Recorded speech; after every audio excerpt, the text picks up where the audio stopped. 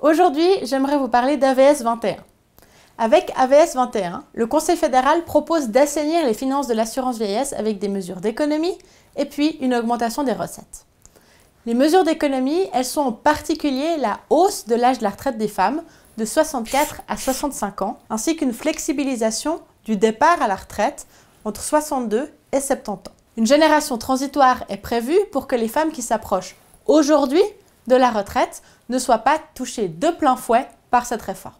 L'augmentation des recettes, quant à elle, elle doit être atteinte avec un encouragement à travailler au-delà de 65 ans et puis une augmentation de la TVA de 0,7 points. Les débats qui ont lieu au Conseil des États actuellement concernent une proposition qui est en fait modifiée par la Commission de la Sécurité sociale et de la Santé publique. Cette commission, elle a décidé de soutenir l'augmentation de l'âge de la retraite des femmes, mais elle a aussi réduit la taille de cette génération de transition, ce qui fait que plus de femmes seront directement concernées par cette réforme. Cette commission, elle a en plus décidé d'augmenter l'âge possible de la retraite anticipée à 63 ans pour tout le monde, au lieu des 62 qui étaient à l'origine prévus. En compensation, elle augmente un petit peu les rentes de couple. Alors, qu'est-ce que ça signifie et pourquoi, à mon avis, c'est inacceptable? La première raison, c'est que ces mesures d'économie, elles se font uniquement sur le dos des femmes. Cette réforme, c'est 10 milliards d'économies entre 2022 et 2031 que seules les femmes vont assumer. C'est d'autant plus inacceptable que les femmes sont très désavantagées tout au long de leur carrière et finissent leur vie avec des retraites moins grandes que celles des hommes. Tout d'abord, les femmes, elles travaillent moins car ce sont souvent elles qui restent à la maison pour s'occuper des enfants. Un quart des mères ne sont pas professionnellement actives, contre seulement 5% des pères. Et en plus, 6 femmes actives sur 10 occupent en Suisse un temps partiel, contre seulement 2 hommes actifs sur 10. En fait, ça signifie aussi des rentes plus basses pour ces femmes, et même pour certaines, aucune cotisation dans le deuxième pilier. Et si ce sont les femmes qui s'occupent des enfants, c'est d'abord parce que la société patriarcale dans laquelle on est leur dit que c'est leur rôle, mais c'est aussi parce que c'est souvent elles qui ont des salaires plus bas. En effet, les inégalités salariales persistent. La différence salariale entre les hommes et les femmes est de 18,3%. Cela représente 657 francs par mois de moins perçus par les femmes dans le secteur privé et 522 francs dans le secteur public. Et c'est autant de cotisations en moins pour la retraite future. En plus, les travailleurs pauvres sont souvent des travailleuses. Les femmes occupent en effet 2/3 des postes avec un salaire à plein temps inférieur à 4 359 francs bruts par mois. Donc, les femmes gagnent moins et cela a des conséquences directes sur leur retraite. La rente médiane de vieillesse pour les femmes, c'est 1165 francs contre 2217 francs pour les hommes. Donc, les femmes, elles souffrent toute leur vie d'inégalités flagrantes et en plus, cela s'aggrave au moment de la retraite. À ces inégalités économiques, on peut rajouter aussi que les femmes assument encore aujourd'hui 70% des tâches ménagères et elles ont donc une vie de travail salariée et non salariée qui est plus lourde. Donc si on veut l'égalité dans la retraite, il faut régler cette montagne d'inégalités avant tout le reste et surtout avant de commencer par l'instaurer en défaveur des femmes en les faisant travailler une année de plus et assumer l'assainissement à elle seule de l'AVS. La deuxième raison pour laquelle c'est inacceptable, c'est qu'augmenter l'âge de la retraite des femmes, ça correspond à une augmentation du temps de travail, à un moment où on doit justement penser à le diminuer généralement pour des raisons de santé et puis pour favoriser la transition climatique. En 2003 déjà, le Conseil fédéral proposait par la voix de Pascal Couchepin d'augmenter l'âge de la retraite à 67 ans pour tout le monde. Les jeunes PLR sont en train maintenant de récolter une initiative pour une retraite à 66 ans pour tout le monde. Augmenter l'âge de la retraite des femmes n'est qu'un premier pas pour l'augmenter chez tout le monde. Mais pour la population, c'est aussi l'occasion de dire qu'on ne négociera pas sur ce point. En plus, cette réforme, elle se base sur 3 mythes que j'aimerais bien ici démonter. Le premier mythe, c'est que l'augmentation de la durée de vie force à augmenter l'âge de la retraite. Alors, il faut tout d'abord dire que nous n'allons pas vivre jusqu'à 150 ans et que la durée de vie a maintenant tendance à s'aplatir et même à se réduire dans certains pays industrialisés pour des raisons de santé.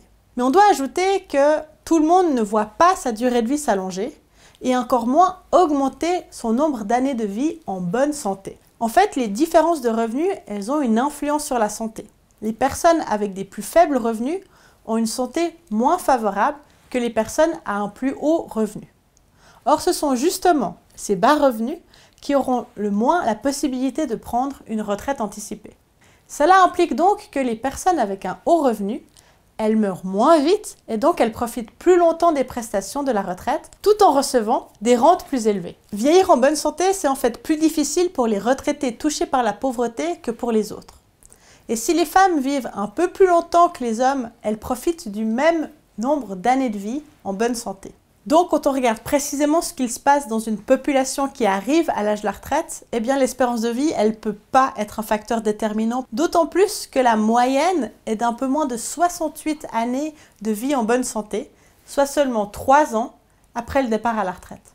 Le deuxième mythe, c'est que l'augmentation de l'âge de la retraite des femmes serait inévitable pour sauver la vieillesse. Eh bien, c'est faux.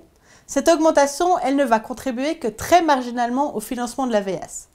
Par contre, pour chaque femme touchée, c'est une année de retraite en bonne santé en moins. Le troisième mythe, c'est que la vieillesse a un problème structurel de financement et c'est pour ça qu'il faut réduire les prestations. La vieillesse est au contraire une assurance sociale forte qui fonctionne bien et qui résiste aux épreuves. Alors que des pertes sont systématiquement prédites pour la vieillesse, il s'avère qu'elle a plus régulièrement fait des résultats excédentaires ces dernières années. Alors certes, les dépenses annuelles dépassent actuellement la fortune de la vieillesse, mais en fait c'est conjoncturel, c'est l'effet du baby-boom. L'Office fédéral des assurances sociales estime que les conséquences du baby-boom vont se terminer vers 2030-2035 et cela ne prend pas en compte les pertes importantes dans la population senior dues malheureusement au coronavirus. Nous devons donc passer l'épaule jusqu'en 2030-2035, ce que les réserves de l'AVS permettraient déjà de faire même sans réforme. Mais on ne veut pas ne rien faire, on veut au contraire que l'AVS, qui est l'assurance vieillesse la plus juste et la plus solidaire, reste forte. On veut même qu'elle soit plus généreuse. Pour augmenter les revenus de l'AVS, il faut agir sur les salaires. L'AVS, elle est financée par les cotisations des employeurs et des employés. Une augmentation des salaires représente donc automatiquement une augmentation des cotisations pour l'AVS. Où est-ce qu'on augmente les salaires? Eh bien d'abord, on lutte contre les inégalités salariales. Si elles étaient combattues sérieusement dans ce pays et que les salaires des femmes étaient les mêmes que ceux des hommes, eh bien cela représenterait chaque année 650 millions de revenus en plus pour l'AVS. Deuxièmement, on augmente les bas salaires. La valeur des salaires en Suisse ne suit pas le coût de la vie ni la productivité des entreprises. Les salaires n'ont par exemple pas augmenté autant que les loyers et encore moins que les primes d'assurance maladie. Nous vivons dans un pays riche dont presque 10% de la population vit pourtant dans la pauvreté. Et troisièmement, on intensifie la lutte contre le travail au noir. Cela revêt une importance toujours plus grande et encore plus à l'aube de nouvelles bilatérales avec l'Union européenne. Et puis, il y a aussi d'autres pistes. On pourrait augmenter les cotisations, on pourrait solliciter la BNS et puis on pourrait aussi simplement passer par l'impôt. Mais ces solutions, elles permettraient seulement d'assurer les dépenses actuelles de l'AVS. Or, le système des retraites dans son entier a bel et bien un problème, un immense problème. Les rentes ne suffisent pas. Et pour beaucoup, des femmes en particulier, eh bien la retraite, elle est synonyme de pauvreté. Selon la Constitution, l'AVS, elle doit couvrir les besoins vitaux de manière appropriée. Or, les rentes sont trop basses pour que cette obligation constitutionnelle soit respectée. Au maximum, elles sont de 2370 francs. En médian, elles sont de 1838 francs. Et puis, la moitié des personnes reçoivent 1777 francs ou moins.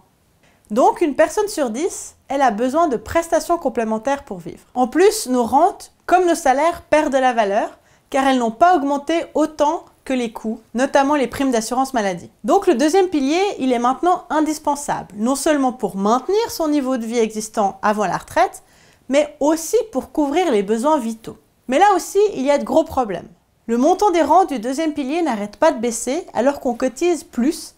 Ce système, il est donc incertain et plutôt antisocial. En plus, il est climatiquement irresponsable. Les caisses de pension, elles investissent massivement dans des fonds carbone, mais aussi dans les armes, par exemple. En plus, les coûts administratifs sont très hauts, 2 fois plus élevés que pour l'AVS. On les estime à 391 francs par assuré et par année, et c'est des montants qui sont pris sur nos cotisations. Les femmes sont en plus particulièrement mal loties avec le deuxième pilier. Un tiers des femmes n'a pas de LPP et elles doivent donc se contenter des rentes de l'AVS. Vous vous souvenez, les 1777 francs par mois dont on parlait. En plus, les rentes LPP des femmes sont en moyenne 50% inférieures à celles des hommes. Alors, comment améliorer vraiment le système? En résumé, le premier pilier, l'AVS, il est obligatoire. Il fonctionne sur un mécanisme de solidarité fort qui s'assure que les salaires les plus élevés payent plus et que les salaires bas payent moins. Et il reconnaît les tâches éducatives et d'assistance. Le deuxième pilier, par contre, il est obligatoire seulement à partir d'un certain montant et il constitue une capitalisation personnelle sans solidarité. Ainsi, la LPP pèse lourd sur les revenus modestes sans leur assurer des retraites satisfaisantes. Il faut donc fusionner le premier et le deuxième pilier.